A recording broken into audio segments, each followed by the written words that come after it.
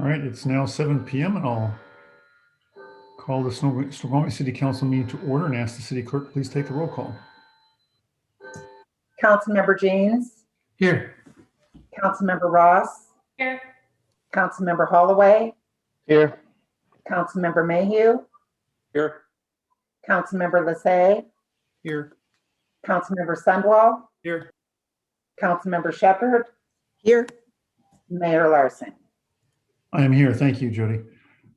Council, we have a motion and a second to approve the agenda as presented tonight. So moved. Second. A motion and a second to approve the agenda as presented. Is there any discussion? Councilmember Shepherd. Yes, I would like to take the warrants off of the consent agenda. All right, thank you. Any other discussion, council, or comments, questions? Yeah, I'd like to remove all the clocks from the agenda. Sorry about that. I can't figure out how to mute and talk at the same time. All right, Councilmember Mayhew. Move to add under Committee of the Whole an item for liaison reports. All right. Do I have a second on that? Second. All right. Motion and a second is stated by Councilmember Mayhew. All those in favor say aye. Aye. Aye. Opposed, say nay. All right. Motion is approved. That was liaison. Liaison reports. Okay, under Committee of the Whole. Okay. Great. All right. Councilmember Ross, you had your hand up for a moment there. I was going to do the same thing. Very good. All right.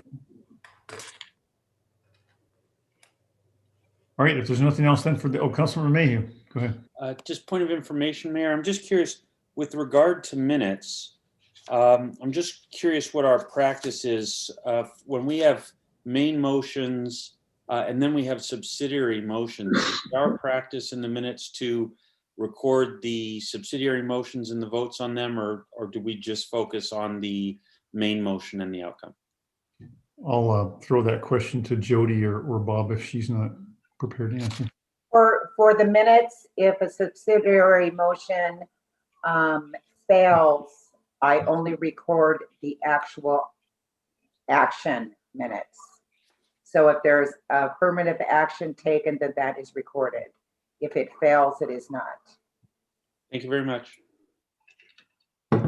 Okay, anything else for the agenda? All right, hearing nothing else, all those in favor say aye. Aye. Aye. Those opposed say nay. All right, with that, the agenda is approved with the amendments as stated. Moving on to public hearings. Wait a second, Mayor. Does that Yes. mean warrants weren't pulled? The warrants were pulled. Oh shoot. Okay, I missed that part. Okay. Yeah. Give me 1 second here. Oh, there we go. Okay. So moving on to public hearings, presentations, proclamations, and appointments. At this time, it gives me great pleasure to appoint Ryan Seal to the Economic Development Commission, position number 4, for a term ending on December 31st, 2021. And I'd like to ask the council for confirmation, please. Motion and second to confirm. So moved. Second. I have a motion and a second to confirm Ryan Seal for the EDC. Is there any discussion on this item? Or any member of the public that would like to comment on this item prior to action? And again, for members of the public, we have 3 here tonight. You should see at the bottom of your screen in the center a hand. If you click on that, that will raise your hand and give us indication you wish to speak, and then we can open your microphone for you and give you about 3 minutes. All right, seeing no one speak. Any discussion on this item, council? All right, hearing none. All those in favor say aye. Aye. Aye. Those opposed say nay. All right, the motion is passed unanimously. So very pleased to see Ryan was able to step in there. It was a pleasure working with his father, Mike, for some years there. All right, with that, we'll move on to citizens' comments. At this time, are there any citizens who would like to comment at this time? All right, let me see. We have Mr. Shield and Richard. You know the protocol, or you know the drill, so I won't go read through all the expectations, but I'll ask the staff to open your mic for you, please, and give you an opportunity to have 3 minutes to speak. And Rick, if you get ready with that timer. Richard, I think we can hear you now. Go ahead. Okay, so Richard Seal, 6701 West Crestview Loop Southeast. And just wanted to make a comment, although it is in a sense agenda, but it's in a part of the agenda that the public can't comment on. I see that the very last item in the agenda is for an executive session to consider matters affecting national security. I find it extremely dubious that we have anything, and obviously I have no way to know what will be discussed, but I would call upon members of the council to consider if what's being raised at that is not a matter of national security, then you have a duty to object and not have that executive session. And I do remind you that the Open Public Meetings Act does indicate personal liability on the part of members of a legislative body that does not obey the Open Public Meetings Act. And so, again, I would just point out that if it is not a matter of national security, I encourage each member who finds that to be so to object and exit that meeting. Thank you. All right, thank you, Mr. Shield. We have someone named Peggy in the public with their hand up. If you could please mute Mr. Shield and unmute Peggy, please. Okay, Peggy, you're free to speak. You have 3 minutes. And if you could just introduce yourself, your name and your address so we know if you're a resident or not. Thank you, Mayor Matt. This is Peggy Barchi. I am the education coordinator at the Northwest Railway Museum, as well as a member of the Railroad Days Planning Committee. And I apologize for Richard. Richard had wanted to be here tonight to speak himself, but he's stuck in traffic trying to get home, so he can't get on to this. And Emily, our Railroad Days Festival coordinator, couldn't be here either, so they asked me to step in. We had our first Railroad Days Festival meeting this morning, as Bob Jeans can tell you. And we just wanted to let all of you on the council and Mr. Mayor know, we are moving ahead to plan for Railroad Days this year. We aren't 100% sure exactly what it will look like. Last year, as you may remember, we had Railroad Days, had a bunch of virtual videos, and we debuted the steam locomotive to the public, but that was pretty much about all we could do last year. This year, we hope to be able to do some things live, in historic downtown. And we also are looking at possibly having to do some things, a hybrid of virtual as well as live type of things. And so we just wanted to come on tonight and let you all know that we are moving ahead with Railroad Days. We don't want to let this tradition that's been such a big part of the Snoqualmie community for over 70 years and such go. And we just hope that we'll be able to look to all of you for other ideas as well as your support as we continue with the planning. Thank you. Great, thank you, Peggy. Good to hear from you. Thanks for being here tonight. All right, seeing no other members from the public raising their hand, we'll move on. To the consent agenda. All items listed below being acted by one motion. Action items include the minutes for the January 25th, 2021 regular city council meeting. Other approvals include Agenda Bill 21013, sewer participation agreement between the city of Snoqualmie and Ms. Cheryl L. Bauermeister as personal representative of the estate of Carol Ann Manella regarding King County tax parcel 372-830-0230. Do I have a motion, council? Motion and a second. So moved. Second. All right. I have a motion and a second as stated. At this time, is there any member of the public that would like to comment on any of these items prior to action?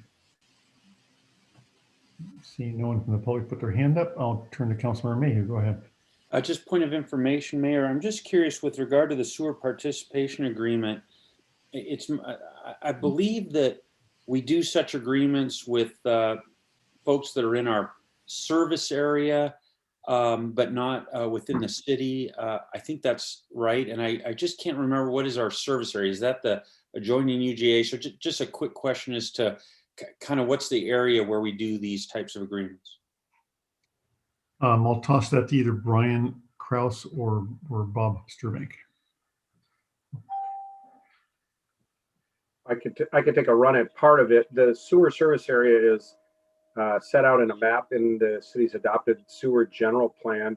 It is some portion, but not all of the UGA. There's not sewer throughout that. And so the map as part of the city's plan will show where there are sewer laterals. The area in question for this particular agreement is on Southeast 88th Street. It's downhill of the casino, and you'll see reflected in the agreement that one of the conditions is payment of what we refer to as the casino latecomer fee for improvements that were made to the collection system at the time the casino was built. Great, that answered my question. Thank you very much. All right, any other questions or comments on this? Seeing none, all those in favor say aye. Aye. Aye. Those opposed say nay. All right, the ayes have it. Motion is approved, or consent agenda is approved as presented. Moving on to ordinances, Finance Administration Committee, Agenda Bill 21-007. Point of order, Mr. Mayor. Yes, sir. I believe it's our practice to immediately go to items that were removed from the consent agenda and consider those. Yes, thank you very much. Sustained. Thank you very much, Councilman Lasay. I appreciate that. So with that, let's immediately go to the warrants. If there could be a motion and a second to approve the warrants, please. Move to approve the claims and warrants as presented. Second. All right, I have a motion and a second to approve the warrants as presented. Is there any discussion? I'll turn it to the chair of the auditing committee, effective council auditing committee, Councilor Mayhew. Yeah, Mayor, did you want to take any public comment on this? Oh, yeah. Is there any member of the public that would like to speak on this item prior to action? All right, seeing no one raise their hand, go ahead, Councilor Mayhew. Yes, so I'll report to the council consistent with our council rules of procedure and our temporary rules during the COVID emergency. The F&A committee has reviewed the claims and warrants, has questioned a number of them, received satisfactory responses, and the committee unanimously recommends approval. All right, thank you. Councilor Shepherd. Yes, I'm going to be voting no on approving the warrants because I'm not allowed to look at the warrants.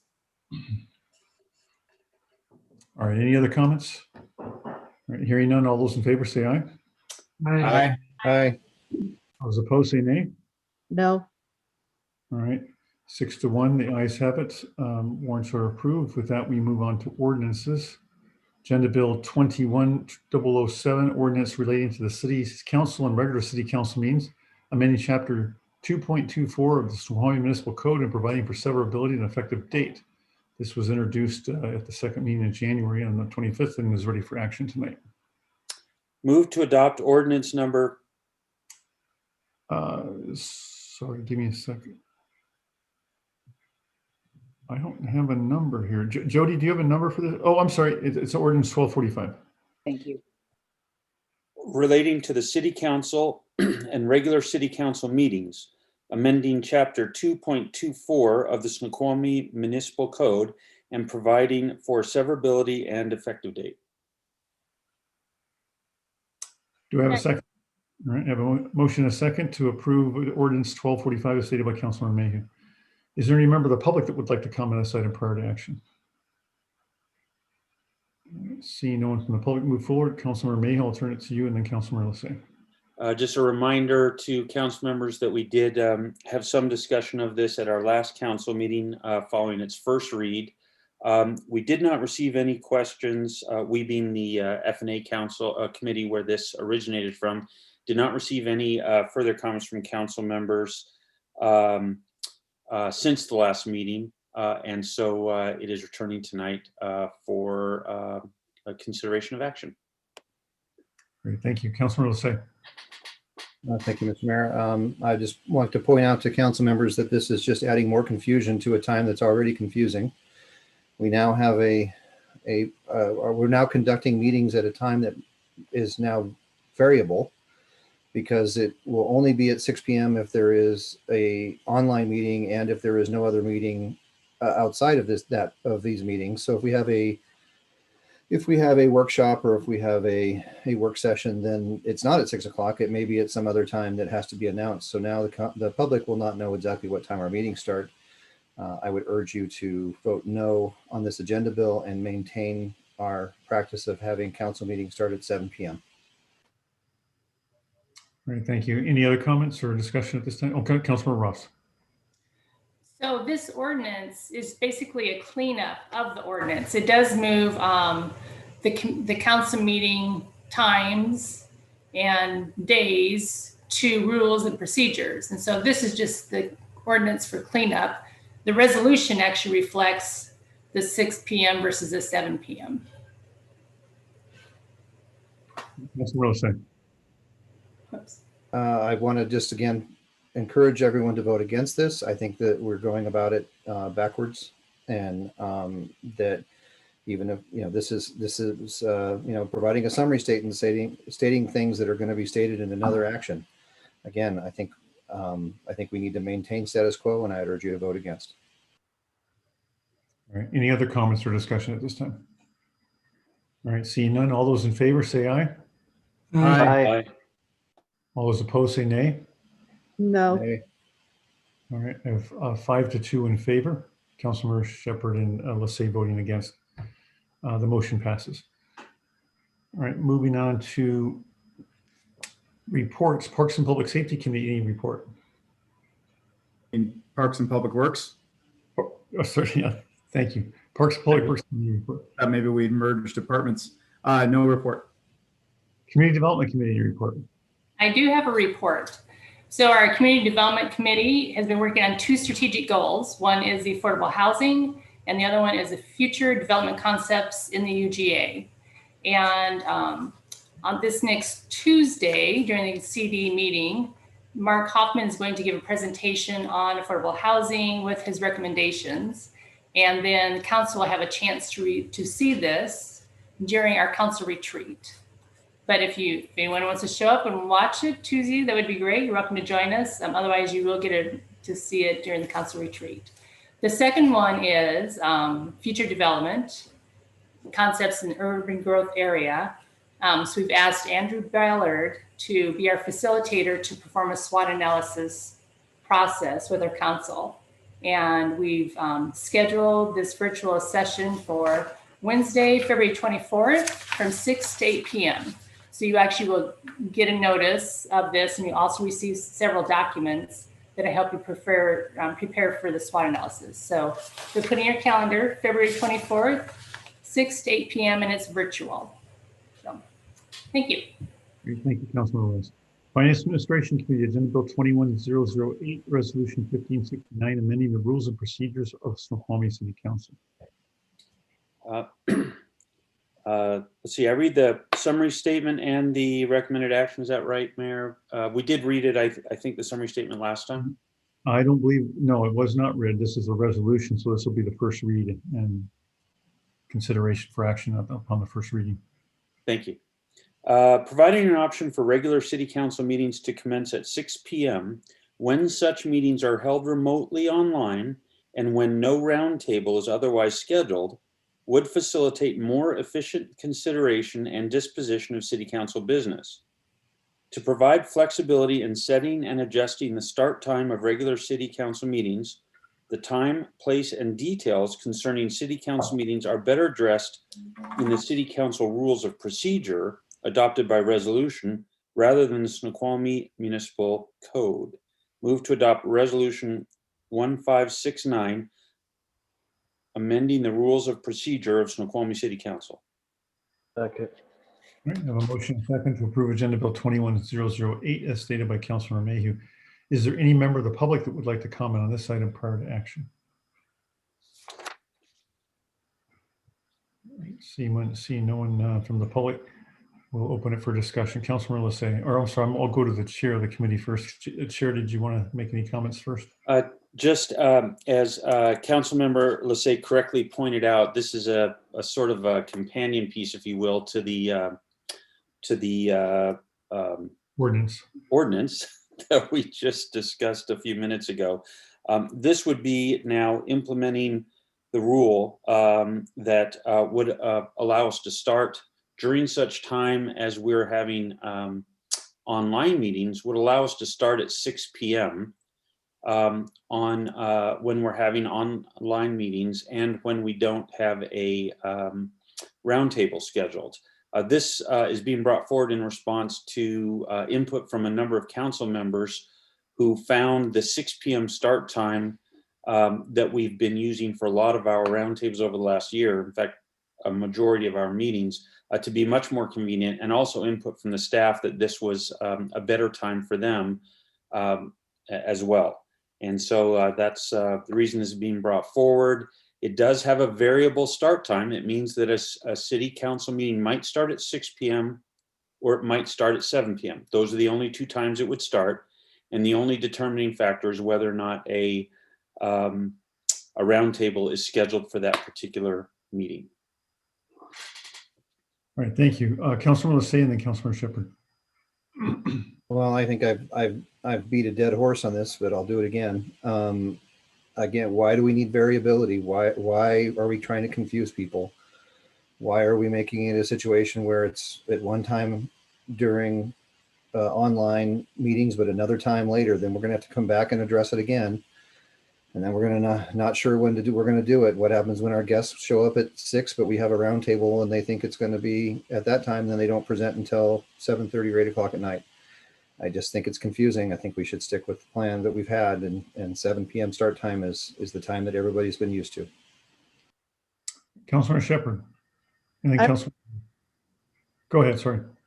I'm just curious if any other cities have had this level of variability as far as when a meeting starts. It seems like there would be some bending the rule, if you will, of, Open Public Meetings Act and notifying, what our process is. It is more complicated.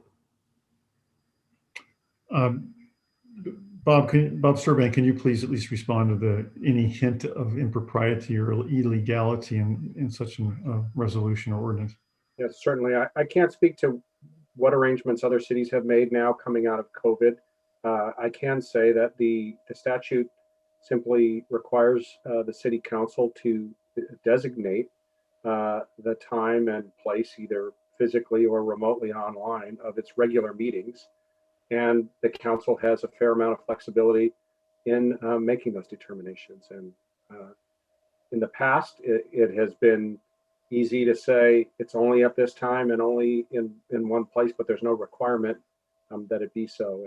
And this is reflecting the practice that the council has developed coming out of the pandemic, and reserving to the council the ability, which is already in the council's rules, to set remote meetings online. And this is just speaking to the time that those would occur if they're part of the regular meeting. Yeah, Bob, in fact, this action itself assures that there would be no violation of open public meetings. And this is precisely the kind of determination that the OPMA is looking for. right, thank you. Councilor Jeans. The concept of open public meetings is something that all of the elected officials in Snoqualmie can agree to. We want open public meetings. We want the public to know when meetings start. And we have been consistent in all of this, in that we publish on Thursday of the week before. I think maybe no later than Friday, but we publish on Thursday. We say when the public meet, we say where the public meeting is. We say when it starts. We have the agenda. So, and that I rely on, and that the public ought to be able to rely on that. And I think that gets around Matt's concern about confusing the public. Councilor Ross and then Councilor Shepherd. So I am for the flexibility of having it at 6 o'clock or 7 o'clock. But I think it's very important that the calendar out on the website and even the front page of when you come to the city's website is always updated with the exact time that the council meeting is going to start, so people can easily access it. Thanks. Thank you. Councilor Shepherd. Yeah, the only other thing I would say regarding Councilmember Jean's comment is, I think the RCW specifies that we only need to give 24-hour notice of when a meeting starts. And even though that is the rule or the law, it's very short notice sometimes. And as far as the contingency of when the time would change. It has to do with whether or not there's a roundtable that's scheduled. So anyway, I think it could be, it could be confusing. All right, thank you. Councilmember Jeans, you still have your hand up. Did you leave Well, that up? Councilman Say. So I just want to point out to council, during our last budget year, we had, and you're going to be amazed by this, we had 17 roundtables.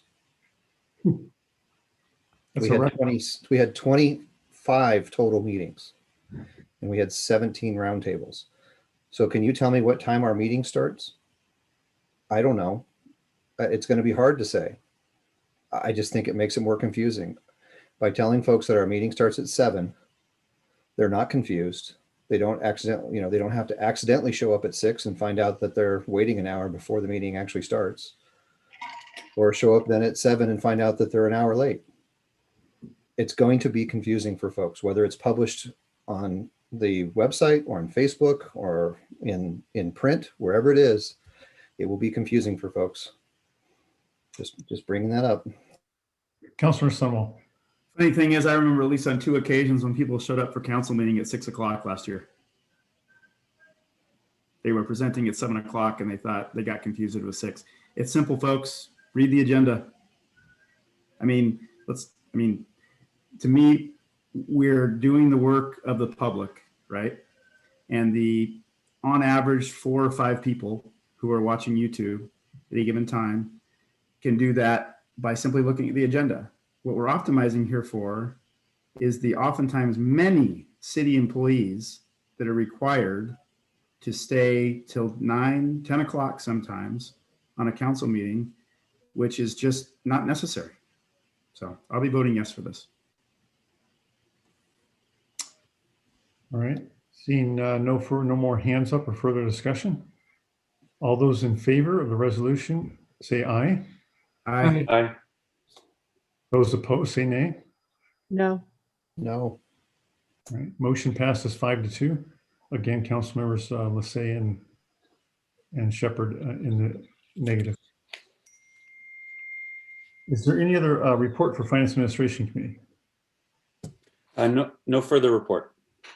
Public Safety Committee, Agenda Bill 21009, allow the fire department to become a GEMT, ground emergency medical transport provider, and authorize the mayor to sign the participation agreement.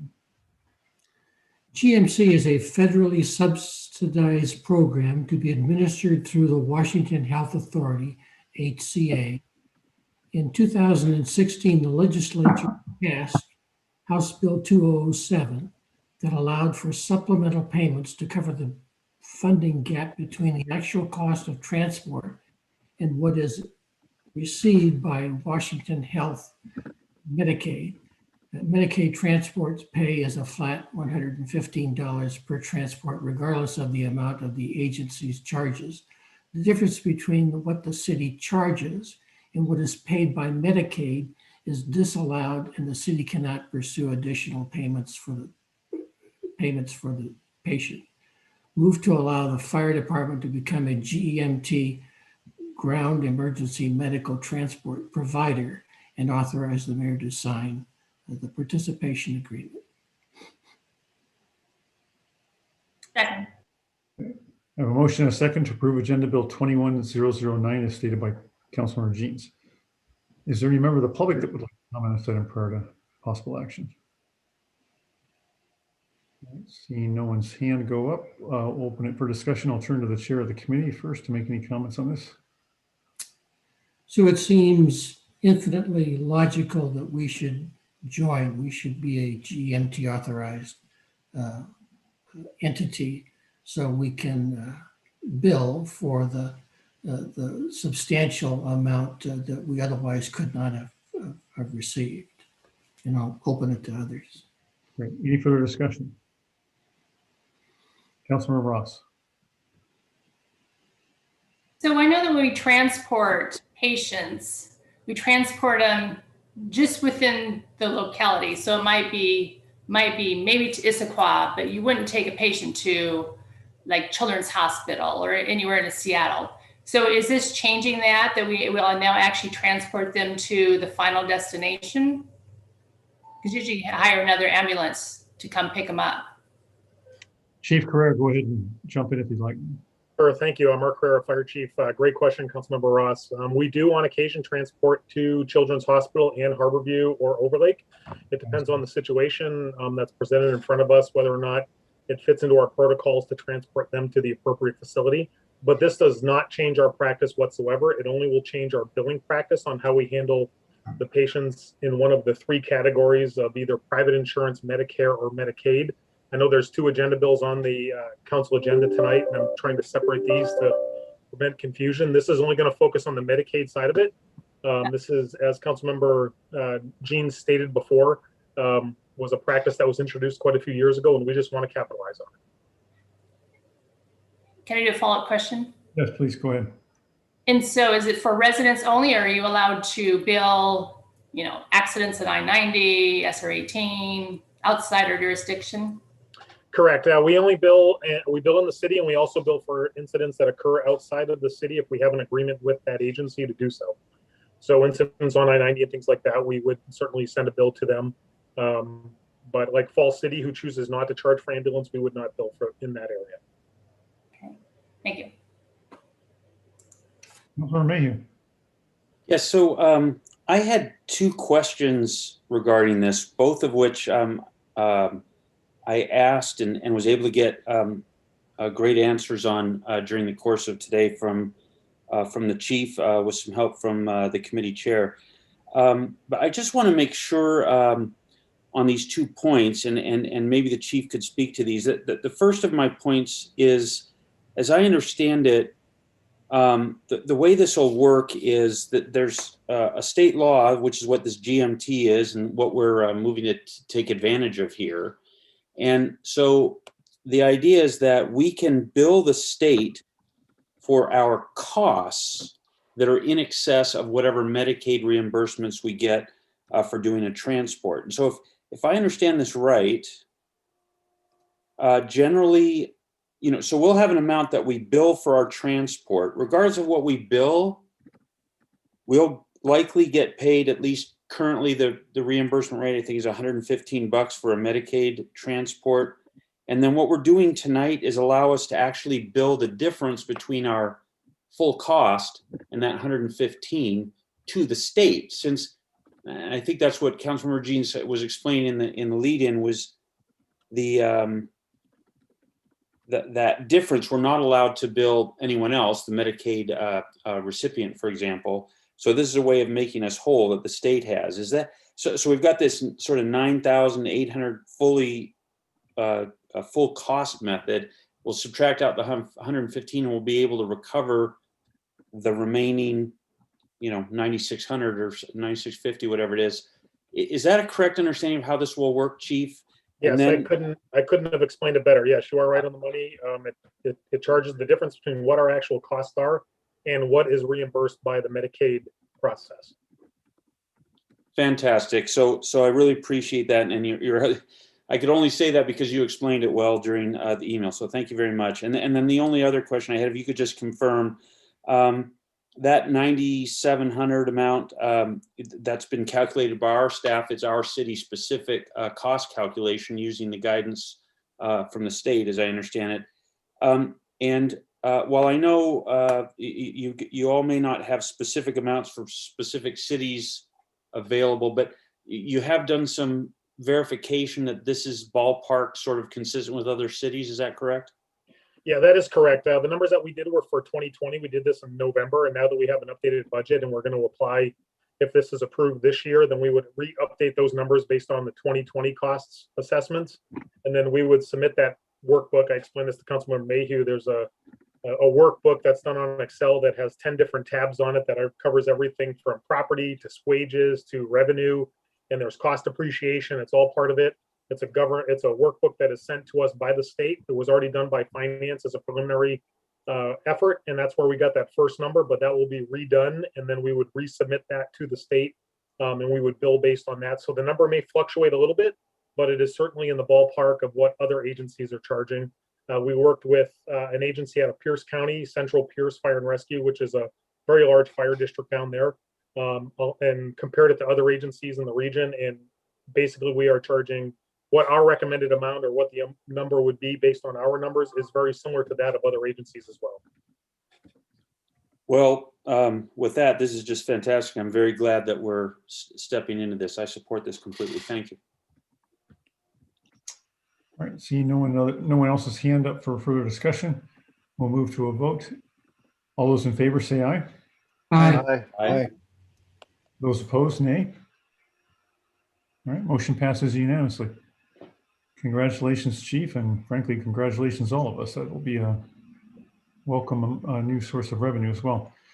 Moving on to Agenda Bill 21010, Resolution 1572, amending rates for the basic life support transports. On June 24th, 2013, the City Council approved AB 13-104 ordinance establishing Chapter 2.33 of the Snoqualmie Municipal Code that allowed the city to change the emergency medical system, EMS, basic life support transport. The rate for the BLS transport is currently $700 plus $15 for each mile of transport loaded mile rate. The rate has not been raised since the adoption in 2013. The administration recommends increasing the EMS transport fee rate equal to the increase in providing this service since the rate was adopted in 2013. The administration also recommends an annual inflator equal to the Consumer Price Index for urban wage earners, CPIU, for the Seattle-Tacoma-Bellevue region be adopted. Adopting this inflation deflation will prevent the erosion of fees over time. More about this CPI Bellevue region is found in the following link, and then they give the following link. Move to adopt Resolution 1572, amending rates for basic life support transports. Looking for a second. Second. We have a motion and a second to approve Resolution 1572 as stated by Councilmember Jeans. Is there any member of the public that would like to comment on this item prior to possible future action? I'm not seeing anyone raise their hand. I'll go back to any discussion questions from the council. Councilmember Shepherd, go ahead. Yes, I'm in favor of this agenda bill with the exception that there's no sunset date for when the CPI will be implemented, and there's no specified time frame of what the CPI increase will be, whether it's going to be based on the annual, based on a particular month. And based on some of the information I was able to gather, I think the best practice is to have more specifics added to the CPI increase. Right now, it's basically going to be increasing forever. And, I guess each year, but I'd like to have it be more specific. Councilor Shepherd, do you have any specific proposed amendment in language that would help your associate council members or the staff understand what precisely you're after? I did send it over to the fire chief and the other committee members of an example of language that was used by a union in Issaquah. And I think that kind of language would be appropriate. All right, thank you. Councilor Mayhew and then Councilor Ross. I have a few concerns, but let me start with one. With regard to the matter we were just discussing, which is including a CPI indicator, my concern actually goes the other direction, which is I am concerned that the CPI inflator will be insufficient. It's been insufficient, badly insufficient for the last decade. The average increase in our costs has been, according to the agenda bill and support, over 7%. So I think what we need to do is design our charge, our fee, such that it's going up commensurate with the increase in our costs. So I also don't like tying it to the CPI, but for a different reason, the one I just said. So the other thing, though, is it seems to me, Council, that we need to set the policy, which is that we want these costs to go up commensurate with the costs. I don't think that we need to approve each increase, whether that's done by CPI or they're going to have to come back to us if CPI isn't keeping up. I just don't think we need to be involved in that. That seems like an appropriate thing for the administration to take care of. So I would prefer us to, instead of having it inflate by the CPI, which I think is insufficient, I think we should instead substitute language that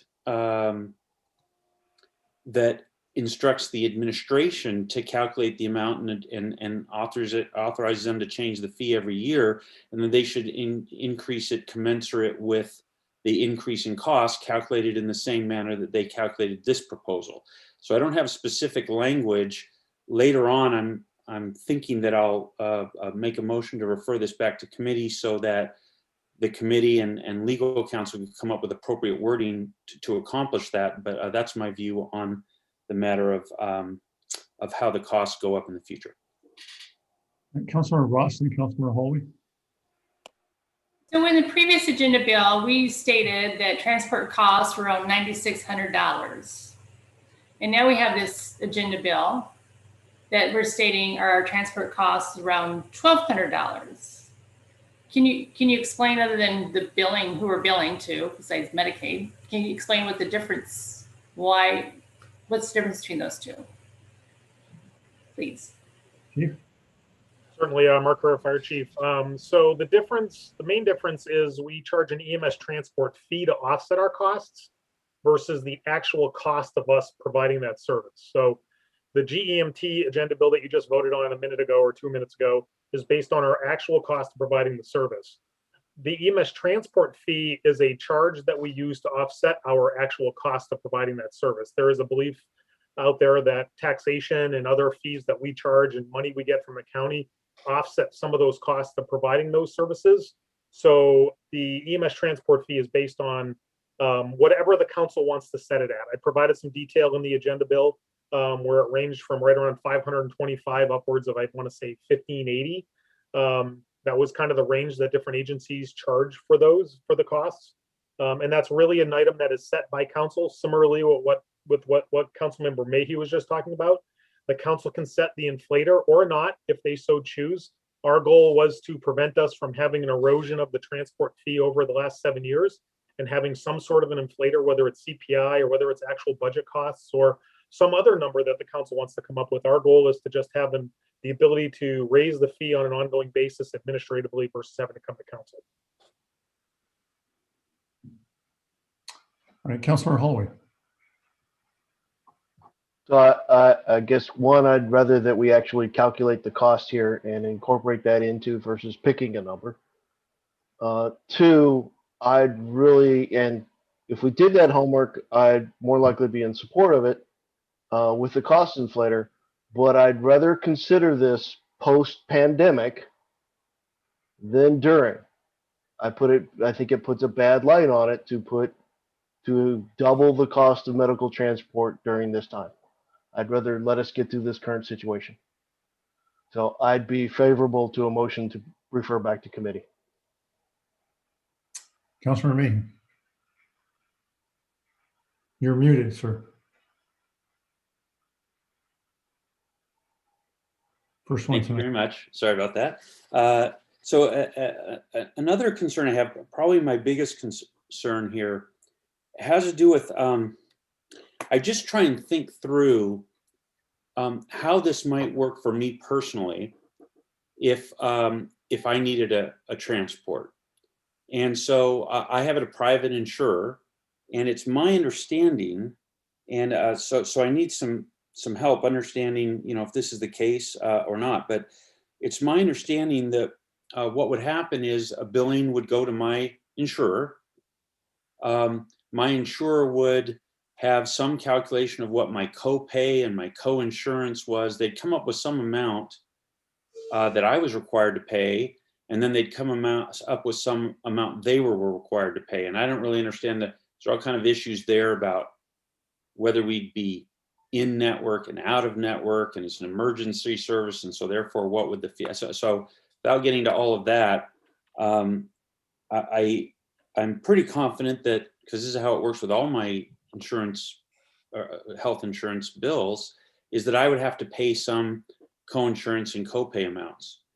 And so what I'm worried about is that if we, so going back to our municipal code that enables this, as I read our municipal code, and I know we're not talking about changing this portion of the code, but since this is the very portion of the code where we're going to change the rate, I read it to understand how it works, and I became concerned that because what we say is that we, in our code, is that we will not bill residents for the copay or co-insurance amount, I'm worried that that might put, in the case I just described, might put me in violation and put me, well, before I talk the violation, let me just ask Mr. Sturbank, I think you have a sense of what I'm trying to ask, and I wonder, is this, I don't want to trip into something that more appropriately should be an executive session. Are you okay with the question I'm asking, or? You hadn't quite gotten to the question. I didn't, so I was about to use some words that I maybe shouldn't use. Right, and so if you'd like to ask about potential exposure of the city and or residents to various legal claims around this, that'd be an appropriate topic for an executive session if council would like. So that is the question I was going to raise, council members, and so I'd sort of like to hear an answer to that, and so perhaps we should go to executive session to hear legal advice on a question like that. And so, Mayor or other council members, unless I see someone waving no, I'm probably going to make a motion that we go into executive session to discuss it further. Well, can the committee do the executive session and come back to us? So I would be completely comfortable with that. So maybe let's do this.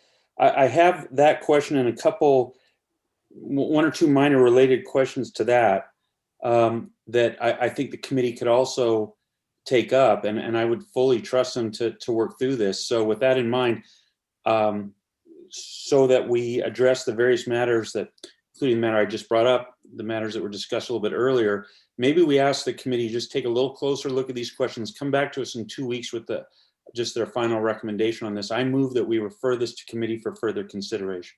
Second. All right, I have a motion and a second to refer back to committee as stated by Councilor Mayhew. Is there any discussion on the second motion? Councilor Lissay? Yes, thank you. I support referring it back to committee, and I'd like to understand, and maybe the committee can look at this as they're looking at Councilor Mayhew's questions of, what are the relevancy of how billings are done and how costs are charged to, we'll use the term patients in transport. I'm not sure that's something that we need to dive into, mainly because we're just trying to establish that there's a charge. I think it goes to Councilor Mayhew's earlier comment that we don't need to, do we really need to be involved in setting the rate, or do we need to be involved in, there's a charge to using the service, and let the administration come back with what that charge is. So I would definitely support moving this onto committee and having those things discussed there. Councilor Mayhew? Yeah, I would just say I completely agree with Councilmember Lissay's point, and I am supportive, to be clear, of what we're trying to do here. I just want to make sure a few issues get addressed, and before we take the vote on it. That's all. Councilor Jeans? So I'm fully supportive of the motion. This probably should have been taken off the agenda, but I'm glad we had some discussion about it, because the discussion will help the discussion the committee will have in a week, and we will come back to you with a much cleaner bill. Yeah, and Councilor Jeans is chair of the committee. What I'm hearing is we should, I want to direct the staff to put an executive session on the next Public Safety Committee with this item as part of that discussion. You concur with? All right. Councilor Sunwell. Let's vote. All right, seeing Bob, Councilor Jean still has his hand up. I don't know if he has another comment or question. All right, seeing no other hands or question discussion, all those in favor to, again, this is just to refer back to committee. Say aye, please. Aye. Aye. Those opposed, say nay. All right, motion is approved. And I assume the original motion goes off the table along with that motion. So moving on to Agenda Bill 21012, Resolution 1574, declaring surplus property and authorizing the sale of surplus city property, Fire Department. The City of Snoqualmie City Council has passed a resolution establishing a procedure for sale of surplus city property, Resolution 231. The resolution calls for the City Council to pass a resolution in order to sell surplus city property. The Fire Department has requested that various fire department outdated property be declared surplus so that it can be retired and or either sold or destroyed. Do I have a second? Second. Motion and second to approve Agenda Bill 21012 as stated by Councilmember Jeans. Is there any member of the public that would like to comment on this item prior to action?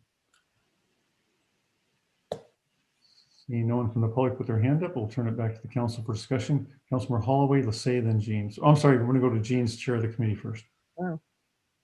So this is a natural part of the chief's responsibilities and one that he does every year. He just takes a stroll through the fire station with the help of other firemen, I believe, some assistants in their eyes and ears also, and looks at those kinds of things that are outdated, they're worn out, and makes a judgment on whether it's inappropriate to keep it in the fire department anymore, and whether it has value and we can sell it, or whether it has no value, but it still has value as it could be donated to somebody. That's a possibility, or otherwise destroyed. So this is just the fire department doing their normal business. I'll leave it at this. All right, thank you. Councilman Lassay, go ahead. Thank you, Mr. Mayor. Yeah, my question was kind of maybe a little bit where Councilmember Jeans was going, is I'm looking through this list and maybe I'm looking for advice from the city attorney also on what a lot of things are listed as destroy. And I just look at that going, there's some things on here that I think a lot of people might be interested in. I see I personally looked at the Canon EOS camera and Sunpack tripod and it says past useful life. I know there's a lot of folks that have interest in cameras and things, and those things hardly ever go past their useful life when they're an item like that. And I'm just curious as what options we have other than simply destroying, and what does that entail? Chief? Sure, I can take a shot at that. I think Councilmember Mayhew was asking the city attorney about options. So the camera that we're looking at removing from our line was an item that was purchased 15 years ago. It was part of our emergency management system. It was used for taking pictures of people and then using it for badging. Since then, we now have a small Canon that has far more megapixels, and it's just has an SD card that we take out and we put it in the side of the printer and it prints off those cards. So we can certainly look at trying to, even some of the items that say destroy on it, like the camera, we could certainly look at trying to sell those items. Some of the items that are on our list, we're really even concerned about being able to sell them, although they are still worth there's some significant amount of money. And I'll give you an example. The Amicus extrication tool, that item now is being replaced in the fire service with battery powered equipment. It's over 20 years old, but there are some smaller agencies that may have an interest or a need for those. So we're going to do our best to try to sell them. If we can't, because this resolution does not allow us to donate those items, we could certainly look at bringing these items back to the council, asking them for a resolution to either donate or donate the items to a different location, or even doing some other option with those items to see if there's an interest in the public. Our goal, like Councilmember Jean said, is Annually, I walk through the station with the person that is responsible for station items, and we put tags on the items and we get ready to move them out. We put them on a comprehensive list, and we either destroy them. Some of the items on the list, as you'll see, are rescue equipment, which we don't get rid of. We actually destroy those items because of the risk associated with it. They've exceeded their useful life according to the standards that we use. And we don't want to encumber that risk and liability of giving them to somebody else, especially if something bad was to happen. But the items on the list, the majority of the items on the list are just items that are no longer needed. We just need to get them out of the fire station, and we have to go through this process according to the SMC to move them out of the station. So that's why we're presenting them tonight to you. Chief, I'm curious why I didn't catch that this resolution says they cannot be donated. Is that's purely a proprietary restriction that we've self-imposed? Because I think back, some of this equipment is by, I don't recall precisely whether it's state law or national fire standards, whatever, is considered obsolete or no beyond its useful life, or legally beyond its useful life, must be phased out. But it's perfectly good operating equipment like air tanks. When we had the robust Sister Cities program going down in Peru because of the relationship there in connection with some of the firefighters down there, and they had the Peruvian Navy up here, they were able to take some of that equipment. They were thrilled, although it was considered obsolete or no longer allowable to be used here. It was superior to the equipment that they had, and they were thrilled to get a hold of that. And it would otherwise, be destroyed or just disposed of here. So I guess I'm wondering why we put that restriction on there. I think Bob's got his hand up. He may want to take a stab at it. Sure, Mayor. I mean, it's really the discretion of the council if there are any of these items that they want to indicate sell, and if not sold, then destroy, or if the chief indicates that particular item can't safely be sold or given to someone because of the risk of failure beyond its reasonable life. There's a statute that authorizes the city to make intergovernmental dispositions on whatever terms the city deems appropriate and the other jurisdiction. And so that allows you, if these items are sufficient and appropriate for use by a smaller agency safely, that they could be donated. As to which particular ones, that's really up to the chief and his folks to evaluate. Council could certainly add any of that language to this resolution to tweak, dispose, sell, or if appropriate, donate. Okay, but it could be as long as it's not a government agency. Okay. Right. I would beg us to not spend 5 seconds as a council member choosing which item should be donated versus not. That there couldn't be a bigger waste of time for us. That is not 30,000 foot. That's not policy level stuff. I love the suggestion by Councilmember Lassay to take a deeper look and see if there's things we can avoid destroying. But to me, that's the level we should intervene, and that's it. Although if you'll take $100 for the jaws of life, I'll take it. Yeah.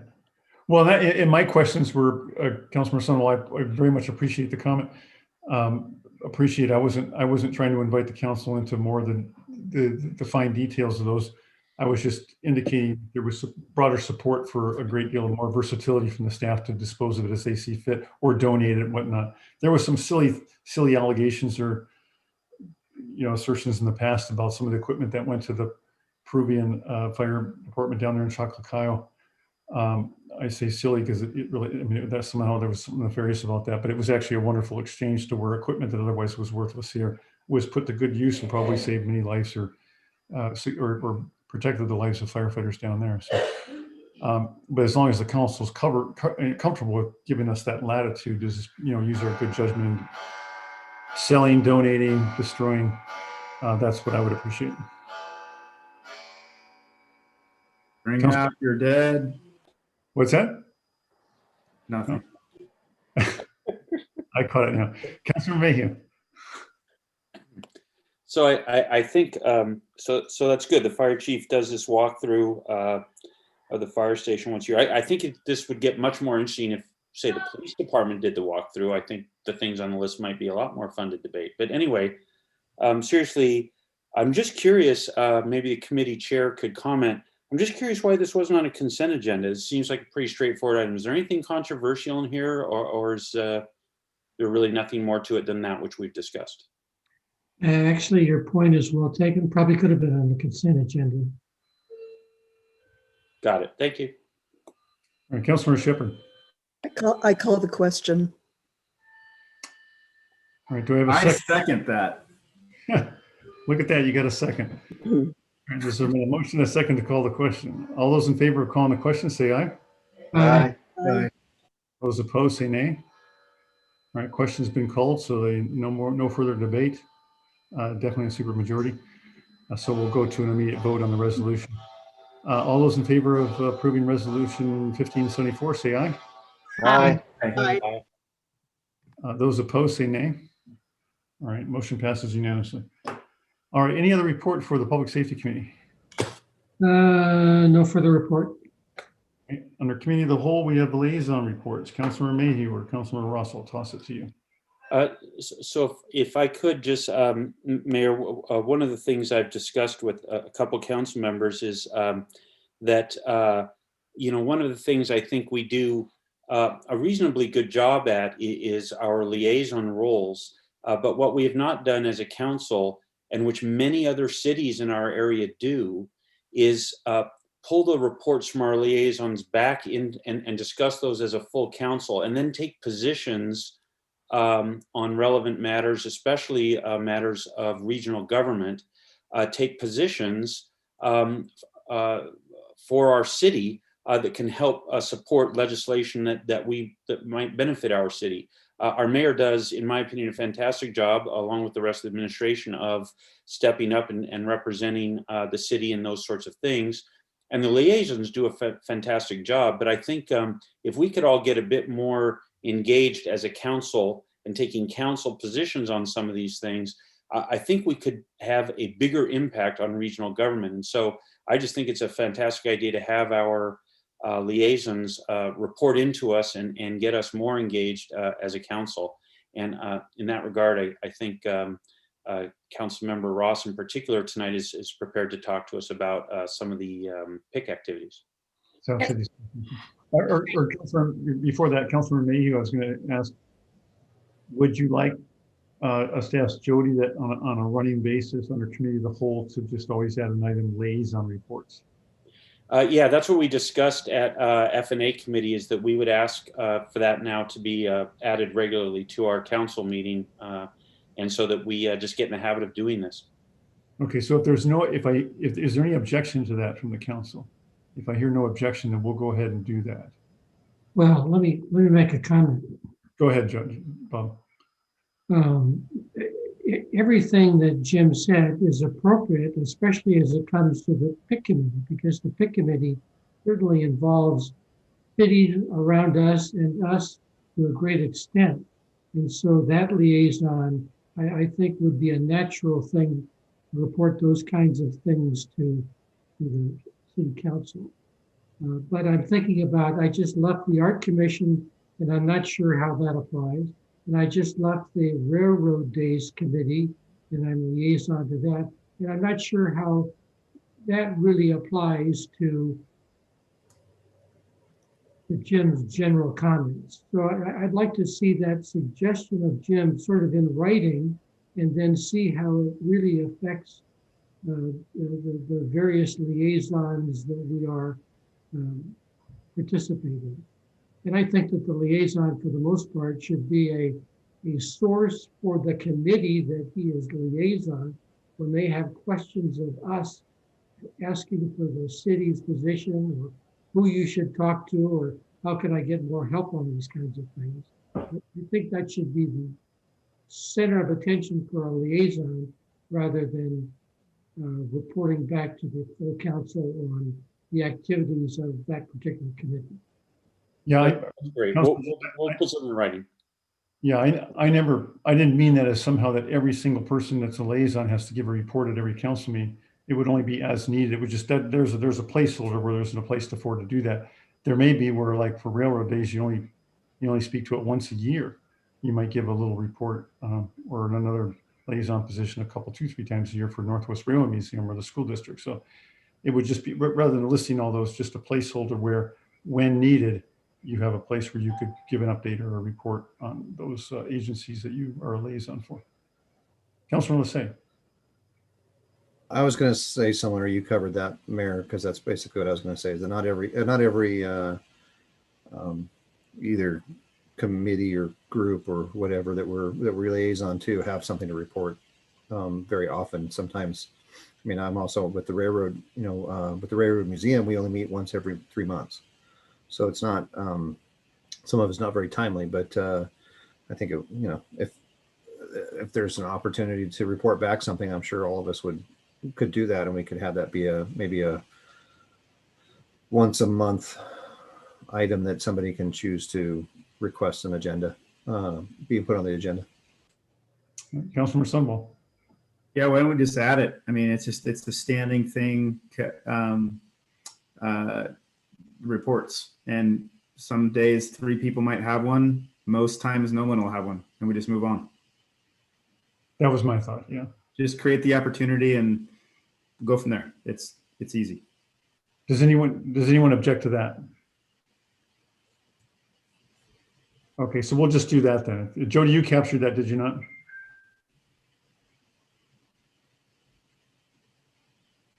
Yes, I did. All right, thank you. Councilor Ross, you were going to report on SCA activities. I am. So we have our meeting this Wednesday coming up, and it's a Sound City Association Public Issues Committee, and I'll report on it. When there's significant things that might impact Snoqualmie. Sometimes we need input from the city, and so from council members, and so depending on when the SCA agenda comes out and when our council meetings meet, they don't always correlate. So I will, send out emails in the future as well if I need input. But this week, we're going to be talking about the 2021 legislative agenda from SCA, and it's basically urging the Washington state legislatures to take action on 5 priorities. And one priority is promote economic recovery. And each one of these priorities, there's House bills and Senate bills that they're voting on right now in the legislature. And all this information is actually, I will send out the PIC agenda, and there's hot links to what all the different bills are, and you can read different documents about it. So promote economic recovery, address the fiscal needs of cities to provide local services. And this one is of interest, obviously, to us. It would provide local governments with greater flexibility with existing revenue sources, such as a criminal justice sales tax or real estate excise tax, that would allow us to manage the economic impacts resulting from COVID. So you'd be able to use those for other things than just those specific items.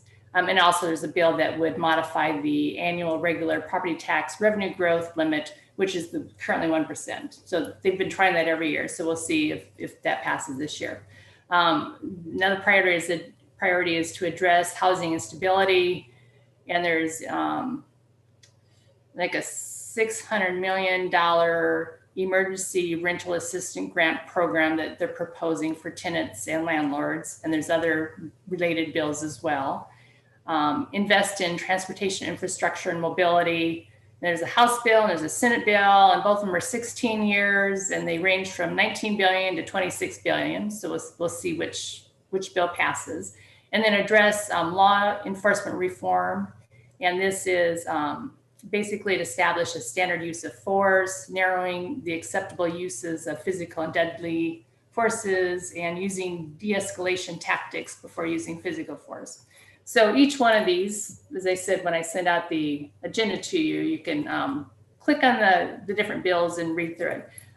Candace Bach, who's Director of Government Relations for the Association of Washington Cities, will be attending our meeting Wednesday night and should be providing updates for the legislation, so far this session. The other thing is King County countywide planning policies. Some of you have heard of them. There's CPPs. These are a series of policies that address growth management issues in King County. And these are proposed to be updated this year to align with the recently approved update to the PSRC Vision 2050. And then from that, it's in then our county and our city comprehensive plans will be updated in 2024. And so, so this is important. The work that we're going to be doing in the CD committee with the affordable housing presentation and our future development concepts, SWOT analysis, all of this information would actually feed into our city comprehensive plans, which would be updated again in 2024. So that's all I have tonight. Thank you. Great. Thank you, Councilmember Ross. Any questions, council? All right, with that, we will, are there any staff, are there any announcements of anything coming up here soon? I do want to make the council aware that there's been a standing meeting. If you ever want to join of the Chamber of Commerce, they hold a Zoom meeting at 9 a.m. every Wednesday morning. If you want a link to join that at some morning, let me know and I'll get a copy of that sent to you. But it's usually about 35 different business owners from around the valley there. Councilor Ross, go ahead. I have attended that a couple times, and it's I think it's very valuable to attend because you find out what is happening with all the different businesses. But one thing that would be helpful is, they're always looking to us for, what are we doing for COVID-related initiatives through the city, and maybe like email sending out to us maybe before that meeting would be helpful so that we can actually speak to different things that we're doing. Okay, yeah. Otherwise, they go in there thinking, well, what are we doing? And then I listen to you guys like, oh, well, that's great. Yeah, sorry, we don't have any big initiatives right now that I can think of. But yeah, that's a great suggestion. I'll definitely look into that. All right, thank you. Councilor Sumwell. Yeah, I did want to just congratulate Brian and his crew. That some of you may know that at least some downtown businesses today, if not all of them, the water was shut off for most of the day. That's always an inconvenience that affected my office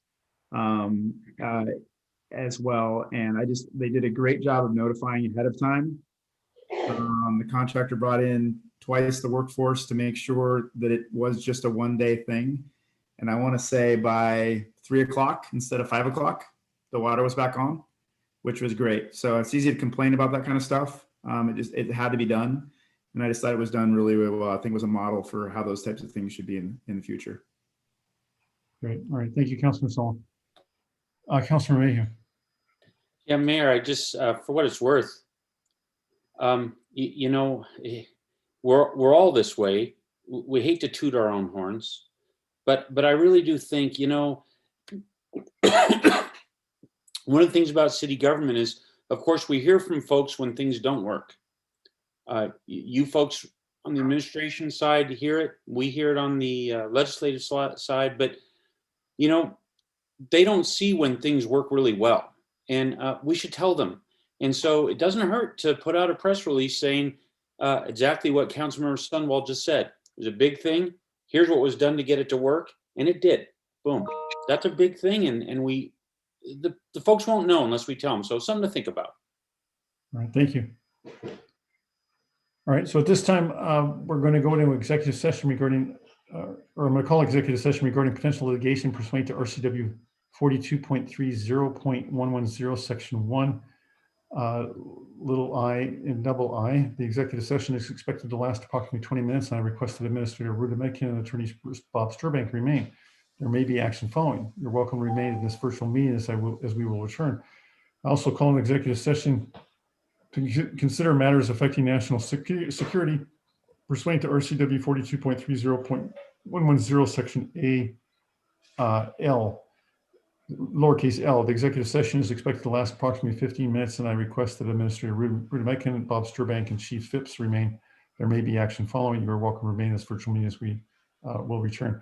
I ask any council members, please don't leave the meeting until you've confirmed with Kevin or someone that you've retained the new executive session link that was sent out, and so you know how to get there and then get back. So if you could do that, that would be great. Mr. Mayor? Yes, sir. Go ahead. Just very quickly, the call on the second potentially considering matters affecting national security, that's 42.30.110.1A, small Roman numeral 1, or looks like a small I. Okay. And then secondly, there may not be a need for the potential litigation executive session. I'll double check with you and council members when we convene.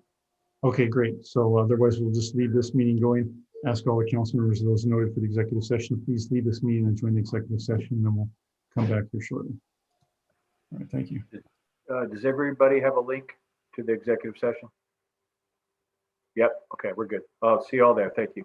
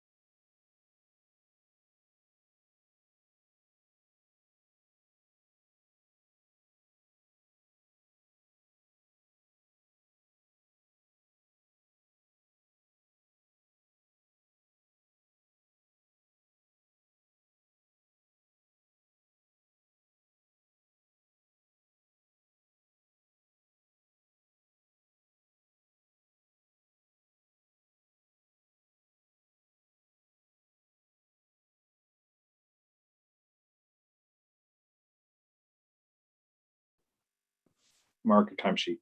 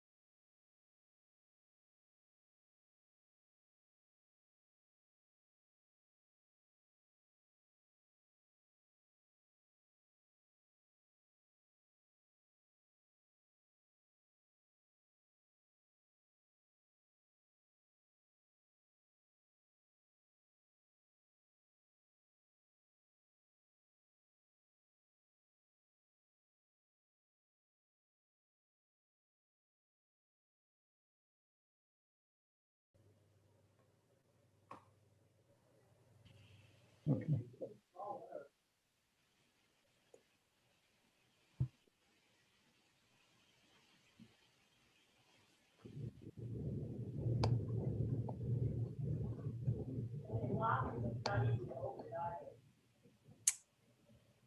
All right, are we still waiting for folks to return?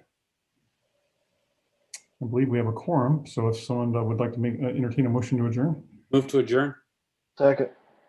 All right, now a motion and a second to adjourn tonight's meeting. All those in favor say aye. Aye. Aye. Anybody opposed? Nice evening. Night. All right, motion to adjourn is carried. Have a good evening, everybody. Bye. Bye.